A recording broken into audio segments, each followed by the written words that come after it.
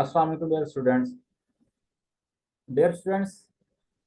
जैसा कि आपको मालूम है कि हमने फर्स्ट ईयर फिजिक्स के एमसीक्यूज के लिए एक सीरीज स्टार्ट की हुई है। उसके ऊपर एक पहले भी वीडियो है और आज हम एक दूसरी वीडियो के साथ चलते हैं और इसमें हम मुख्तलिफ एमसीक्यूज को डिस्कस करते हैं जो आपके पास पेपर बोर्ड के जो है उनमें से कुछ लिए गए हैं और कुछ जो मोस्ट इम्पोर्टेंट है इस दफ़ा जो इम्तिहान होने वाला है उसके लिए, तो उनको हम हल करते हैं। तो फर्स्ट जो एमसीक्यूज है डियर स्टूडेंट्स वो हमारे पास है। In W H Bragg's formula, W H and W L Bragg ये दो भाई थे तो उन्होंने ये एक फार्मूला दिया था dear students. 2d sin theta is equals to n lambda, where n is called as। तो डियर स्टूडेंट्स हमारे पास जो ऑप्शन है ऑर्डर ऑफ रिफ्रैक्शन है, order of reflection, order of refraction है, ऑर्डर ऑफ स्कैटरिंग है। तो आपको इसके बारे में मालूम होना चाहिए। This is order of reflection dear students. जो करेक्ट ऑप्शन होगा वो हमारे पास बी होगा, ऑर्डर ऑफ रिफ्लेक्शन। नेक्स्ट हमारे पास डियर स्टूडेंट्स है ये डायमेंशन वाला है फर्स्ट चैप्टर। तो इसमें से एक एमसीक्यूज डायमेंशन में से लाजमन आता होता है। हमारे पास डायमेंशन है सरफेस टेंशन की और ये एमसीक्यूज आपका लास्ट टाइम बोर्ड पेपर में आ चुका है, मोस्ट इम्पोर्टेंट है। और भी हमारे पास हैं डायमेंशन वाले, तो ये आपने याद रखना है कि डायमेंशन ऑफ सरफेस टेंशन जो होता है वो जो उसका फार्मूला था फोर्स ओवर लेंथ। तो जो इसका दुरुस्त जवाब होगा डियर स्टूडेंट्स वो ए होगा हमारे पास। जो हमारे पास है निकालने के बाद फोर्स ओवर लेंथ का फार्मूले से हमारे पास ऑप्शन आता है वो ए है सेकंड। इसी तरह dear students dimension of coefficient of viscosity eta. तो आपको बखूबी अंदाजा होना चाहिए कि हमारे पास जो थर्ड है उसका जो दुरुस्त जवाब होगा वो हमारे पास बी होगा, M L-1 T-1। तो हमारे पास जो है थर्ड का बी होगा। एंड नेक्स्ट हमारे पास है फोर्थ, सेल्फ प्रोडक्ट ऑफ और डॉट प्रोडक्ट, सेल्फ प्रोडक्ट और dot product of vector is. हमारे पास जो फोर्थ है self product of dot product of a vector is. तो आपको पता होना चाहिए डॉट या स्केलर प्रोडक्ट में हमारे पास जो एंगल होता है वो cos थीटा होता है। और जब हम दो ही वेक्टर एक जैसे हों तो आपको पता ही है पैरेलल वो बनेगा और एंगल जीरो का cos जीरो हमारे पास 1 के बराबर होता है। तो हमारे पास जो दुरुस्त जवाब होगा डियर स्टूडेंट्स वो बी होगा, 4 का बी ए स्क्वायर के बराबर आ जाएगा डॉट प्रोडक्ट में। जबकि अगर ये क्रॉस होता तो हमारे पास ये क्योंकि जीरो साइन जीरो जीरो के बराबर होता है तो हमारे पास फिर जीरो आता। फिफ्थ है two forces act together on an object, the magnitude of their resultant force is minimum when they act। तो आपने बच्चों याद रखना है मिनिमम तब होता है जब एंटी पैरेलल हो और मैक्सिमम जब पैरेलल केस हो। तो एंटी पैरेलल में एंगल हमारे पास 180 डिग्री होता है। तो फिफ्थ का डी ऑप्शन दुरुस्त होगा। एंड सिक्स हमारे पास है distance covered by free falling object in 2 seconds. तो जब आप सेकेंड इक्वेशन लगा लें तो हमारे पास ये डियर स्टूडेंट्स जवाब आता है 6 का वो बी ऑप्शन है 19.6 मीटर। एंड 7 है horizontal ranges R equals to. तो आपने याद रखना है वो एंगल जिनका सम 90 के बराबर हो, या आप इस तरह कह सकते हैं कि जितना हम 45 से ज़्यादा हो उतना ही अगर कम हो तो वो उतने जो वो दो एंगल्स होते हैं पेयर ऑफ एंगल्स उसके ऊपर जो हमारे पास रेंज आती है वो इक्वल होती है। तो हमारे पास जो दुरुस्त जवाब होगा वो हमारे पास 7 का सी होगा। नेक्स्ट हमारे पास ये एमसीक्यू पेपर में आ चुका है। The consumption of energy by 40 watt bulb in 2 second is. तो डियर स्टूडेंट्स इसका जो जवाब आएगा आप पावर और फार्मूले से कैलकुलेट कर सकते हैं। तो 8 का जो है 80 जाउल आएगा दोस्त जवाब। इसी तरह हमारे पास जो 9 है which planet has lowest escape speed. तो डियर स्टूडेंट्स इन ऑप्शन में से लोएस्ट है, अदरवाइज वैसे तो हमारे पास जो सबसे कम है वो मून की है। लेकिन ये 4 ऑप्शन में हमारे पास जिसकी सबसे कम होगी वो हमारे पास मरकरी है। और आपने याद रखना है अर्थ की 11.2 है किलोमीटर पर सेकेंड। और हमारे पास इसी तरह सबसे जो ज़्यादा है वो जुपिटर की है। तो आपने हमेशा याद रखना है। इन ऑप्शन में 9 का जो दुरुस्त जवाब होगा वो ए होगा। इसी तरह हमारे पास moment of inertia of ring is, तो रिंग और हुप ये दोनों का एक जैसा होता है, तो वो हमारे पास दोस्त जवाब सी होगा। 10वें का सी ऑप्शन बच्चों दोस्त होगा।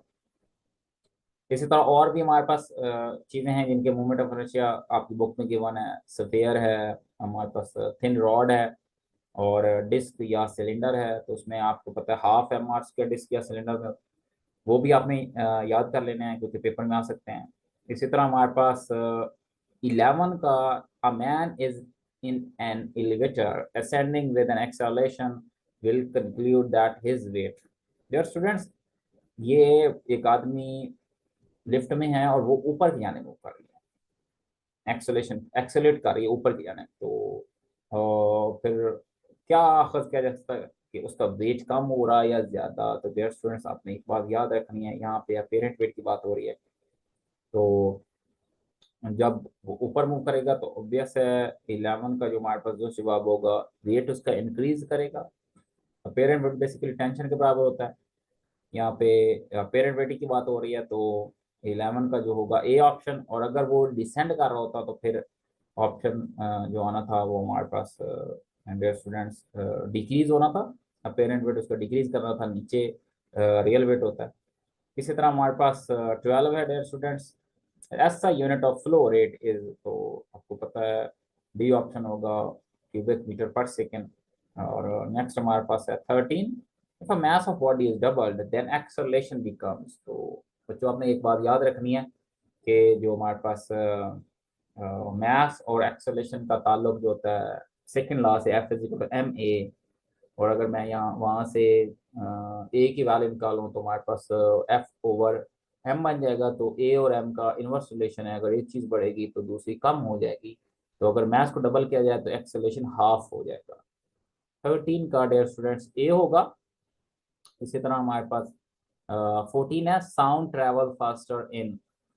तो आपको पता होना चाहिए जो साउंड की स्पीड होती है वो सबसे ज्यादा सॉलिड्स में होती है, देन लिक्विड और आखिर पे गैसेस में। तो डियर स्टूडेंट, जो यहाँ पे दुरुस्त जवाब होगा वो 14 का ए होगा।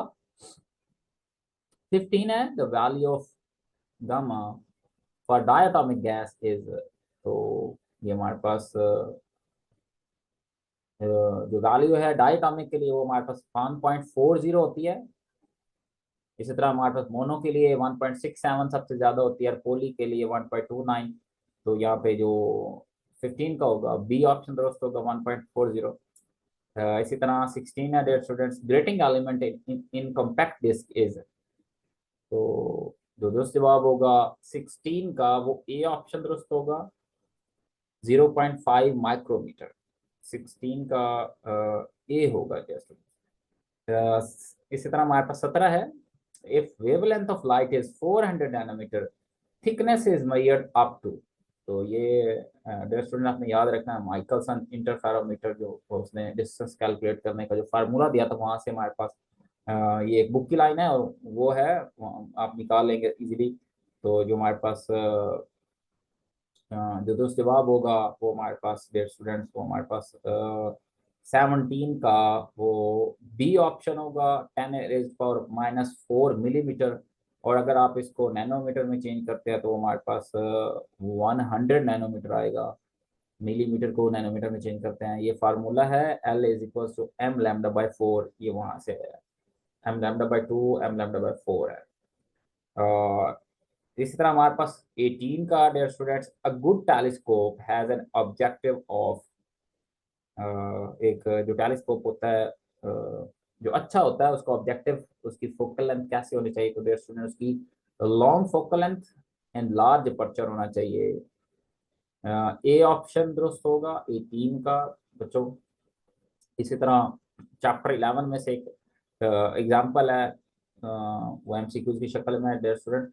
19 जो है, which is average translation kinetic energy of molecules in gas at 27 degree Celsius. तो ये अब जब निकालते हैं, कैलकुलेट करते हैं ट्रांसलेशन काइनेटिक एनर्जी का फार्मूला लगा के, तो हमारे पास जो दुरुस्त जवाब आता होता है डियर स्टूडेंट्स 19 का वो हमारे पास डी होगा, 6.21 एंड 10⁻⁻21।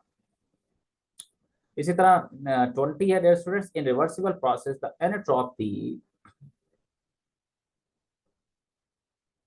जो एनट्रोपी होती है डिसऑर्डरनेस, वो क्या remains constant, increases decreases, initially increases then decreases. तो डियर स्टूडेंट्स आपने एक बात हमेशा याद रखनी है कि जो हमारे पास इरिवर्सिबल प्रोसेसेस होते हैं उनमें हमेशा एंट्रोपी इंक्रीज करती है, और नेचुरल प्रोसेस मैक्सिमम इरिवर्सिबल होते हैं तो वहां पे एंट्रोपी इंक्रीज कर रही होती है, जबकि रिवर्सिबल प्रोसेस में इट रिमेन्स कांस्टेंट।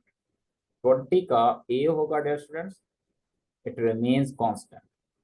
इसी तरह हमारे पास है rate of change of angular momentum is equal to, आपने बात याद रखनी है dear students, rate of change of linear momentum आपको पता है फोर्स के बराबर होता है, तो उसका रोटेशनल एनालॉग क्या होगा, rate of change of angular momentum, और फोर्स का रोटेशनल एनालॉग है टॉर्क, तो 21 सी होगा टॉर्क। इसी तरह 22nd है, a wheel of radius 4 meter is turns through an angle of 114.6 degree, it lays out a tangential distance। तो डियर स्टूडेंट्स आपको पता होना चाहिए S is equal to R theta, लेकिन यहाँ पे एक बात आपने ध्यान में रखनी है, थीटा को सबसे पहले आपने रेडियन में चेंज करना है, क्योंकि ऐसा यूनिट थीटा का जो है एंगल का वो रेडियन है, डिग्री नहीं है। तो उसको जब चेंज करेंगे उसके बाद आप रेडियस 4 से मल्टीप्लाई करेंगे तो जो दोस्त जवाब आएगा 22 का बच्चों, वो बी होगा 8 मीटर, 22 का बी होगा 8 मीटर डियर स्टूडेंट्स।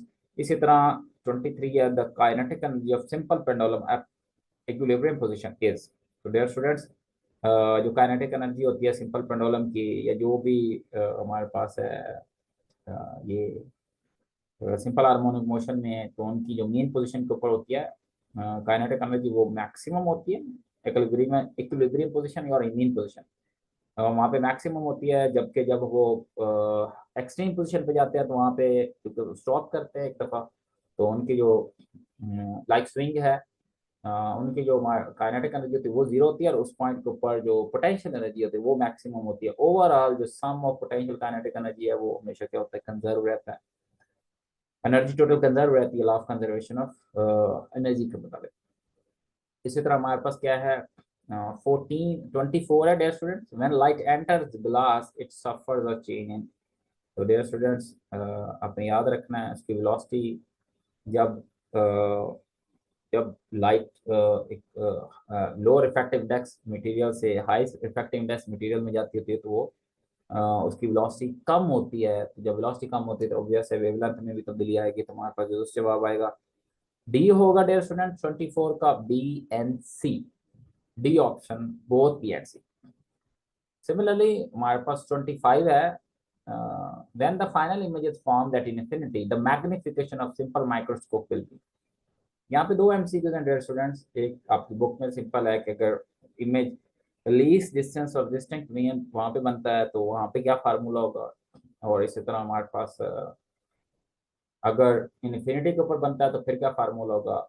सवाल में इन्फिनिटी की बात करें तो दोस्त जवाब जो होगा 25 को वो सी होगा, डी ओवर एफ, डी है नियर डिस्टेंस या least distance of distinct mean 25 centimetre, D over F इस क्वेश्चन के मुताबिक। लेकिन अगर वो कहता है कि हमारे पास जो हमारे पास इमेज फॉर्म हो रहा है, बन रहा है अकॉर्डिंग टू बुक इंफॉर्मेशन, वो डी के ऊपर बन रहा है, तो फिर हमारे पास जो दोस्त जवाब होता वो हमारे पास 1+d ओवर एफ होता। लेकिन क्योंकि क्वेश्चन में हमारे पास इन्फिनिटी की बात कर रहा है तो फिर हमारे पास सी दुरुस्त जवाब होगा, डी ओवर एफ।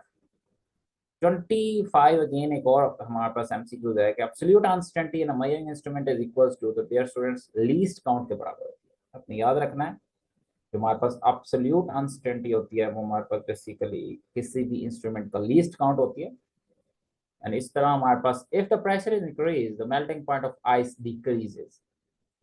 26 का डियर स्टूडेंट्स अगर फॉर एग्जांपल हमारे पास क्या है प्रेशर इंक्रीज करते हैं तो हमारे पास melting point of ice decreases. And 27 है number of spark plugs needed in a petrol engine. तो आपने बात याद रखनी है कि हमारे पास जितने ज़्यादा सिलेंडर होते हैं उतने ज़्यादा स्पार्क प्लग्स नीडेड होते हैं। आमतौर पर मोटर बाइक में एक सिलेंडर होता है तो वहाँ पे एक होता है, जबकि कार में हमारे पास 4 सिलेंडर्स होते हैं तो हमें 4 चाहिए होते हैं। जबकि डीजल इंजन में there no need of spark plug, तो वहां पे कोई स्पार्क प्लग नहीं चाहिए होता। इसी तरह हमारे पास यहाँ पे दुरुस्त जवाब होगा 27 का, वो डी होगा 4। देयर स्टूडेंट्स 28 हमारे पास है, the frequency range of hearing of dog is. तो आपने याद रखना है, जो पहला हमारे पास है ये ऑप्शन ए जो है ये हमारे पास है डॉल्फिन का, जो बी है हमारे पास ये हमारे पास बैट है 1000 टू 1,20,000, और इस तरह हमारे पास सी जो है ये कैट्स के लिए है, और लास्ट ऑप्शन देयर स्टूडेंट्स वो हमारे पास है 15 टू 50,000 हर्ट्ज, ये डॉग के लिए है, जबकि ह्यूमन के लिए भी एमसीक्यूज आ चुका है, तो वो 20 से 20,000 20K हर्ट्ज उसके दरम्यान होता है, तो 28 का डी ऑप्शन होगा। इसी तरह हमारे पास है when the body moves with constant acceleration the velocity time graph will be, dear student वो सी होगा a straight line। 29 का सी ऑप्शन दुरुस्त जवाब होगा बच्चों। इसी तरह हमारे पास the resolving power of an astronomical telescope depends on, तो डियर स्टूडेंट्स वो हमारे पास आप जो फार्मूले में देखते हैं तो हमारे पास 30 का जो दुरुस्त जवाब होगा डायमीटर ऑफ ऑब्जेक्टिव लेंस दुरुस्त जवाब होगा डियर स्टूडेंट्स। इसी तरह हमारे पास नेक्स्ट है ये बोर्ड के एमसीक्यूज हैं। It becomes difficult to recognise the beats if the difference between the frequencies of two sounds is more than about, तो डियर स्टूडेंट्स ये आपकी बुक की लाइन है, डी ऑप्शन दोस्तों होगा 10 हर्ट्ज।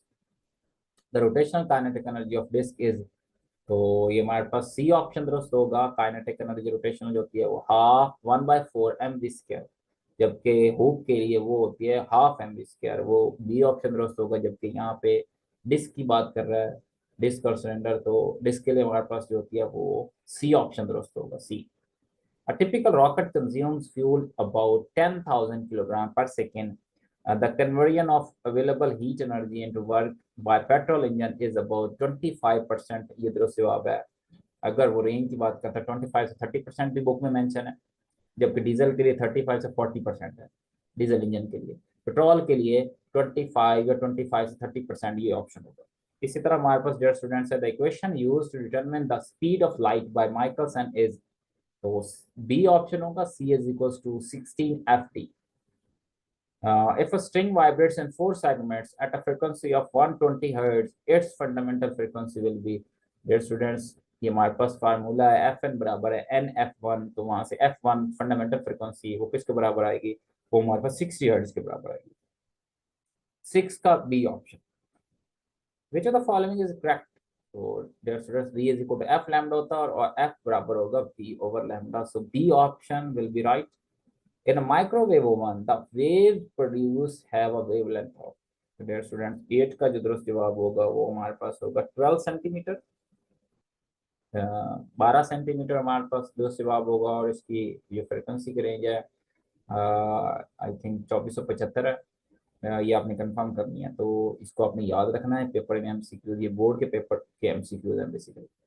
इसी तरह हमारे पास है the mass m of water strikes with the wall in time t, then force f on the wall is, तो डियर स्टूडेंट्स ये आपकी बुक में है 19 जो 9 है उसका डियर स्टूडेंट्स mv/t होगा, तो इस जवाब ए होगा 9 का A option. The moment of inertia for a cylinder और डिस्क इज, तो डियर स्टूडेंट्स के लिए हमारे पास हाफ mr² होता है, 10 का बी होगा। And SI unit of coefficient of viscosity या डायमेंशन पूछ लेता है कभी कभार, या फिर ये इसका यूनिट पूछता है, तो आपको पता होना चाहिए किलोग्राम पर मीटर पर सेकंड, इसका दुरुस्त जवाब होगा 11 का C. By kinetic energy, kinetic theory of gases KMT, the gas molecules are in, dear students they are in continuous random motion, तो हमारे पास जो दुरुस्त जवाब होगा वो हमारे पास क्या होता है, गैस मॉलिक्यूल हमेशा रैंडम मोशन में होते हैं, तो 12 का सी होगा। डियर स्टूडेंट्स ये आपके मोस्ट इंपॉर्टेंट एमसीक्यूज हैं बोर्ड के, जो आगे इम्तिहान होने वाला है, इनको अच्छे से प्रिपेयर करें, इंशाल्लाह आपका पेपर बहुत अच्छा होगा।